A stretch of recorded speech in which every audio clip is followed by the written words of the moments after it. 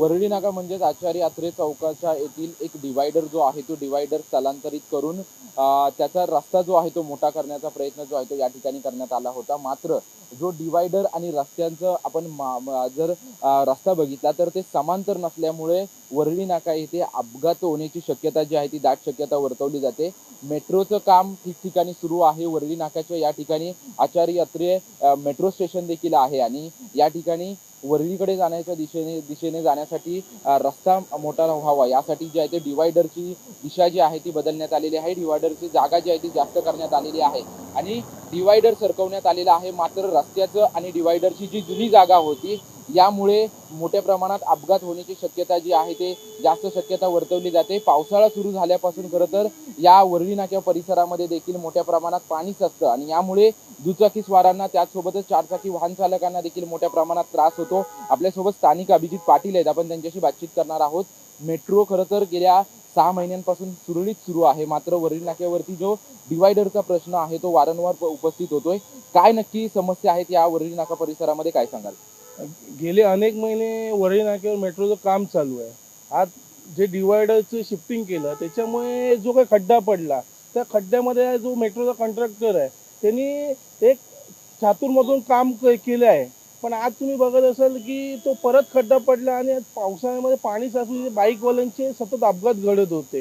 ही बाब सन्माननीय आमदार आदित्य ठाकरे साहेबांकडे जे दुचाकी स्वारांनी दिल्यानंतर मी परवा दिवशी या ठिकाणी जे ट्रॅफिकचे सिनियर पी आहे, मेट्रोचे वरिष्ठ अधिकारी, महापालिकेचे अधिकारी यांची एक जॉईंट व्हिजिट लावली आणि काल सामनामध्ये बातमी आल्यानंतर काल रात्रीपासून आपण बघत असतो JCB वगैरे युद्ध पातळीवर काम चालू झालं।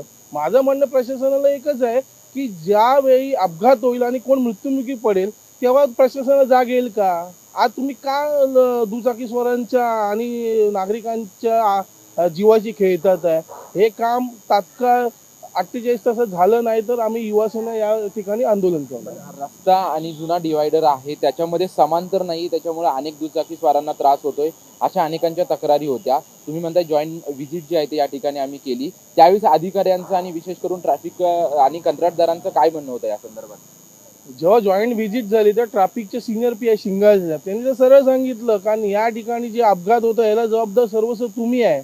जर या ठिकाणी 1-2 दिवसामध्ये काम नाही झालं तर आम्ही आमच्या पद्धतीने कारवाई करू। तर आम्ही पण तेच सांगितलं, महापालिका प्रशासनाने पण तेच सांगितलं की आपण तात्काळ काम करा। मेट्रोची शेवटी शासनाचं काम चालू आहे, पण शासनाचं काम चालू असताना एका ठिकाणी जर कॉन्ट्रॅक्टरकडनं अशा चुका होत असतील आणि त्याचा फटका दुचाकी स्वारांना सामान्य नागरिकांना पडत असेल तर हे शिवसेना कधीच खपून घेणार नाही।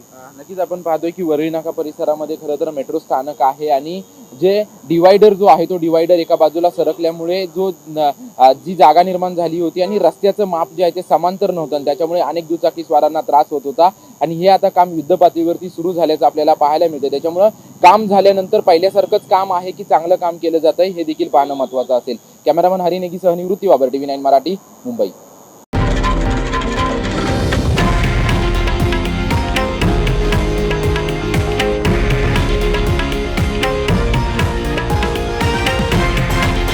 हे आहे देशातील नंबर 1 न्यूज नेटवर्क आणि आपण पाहत आहात TV9 मराठी, एकमेव।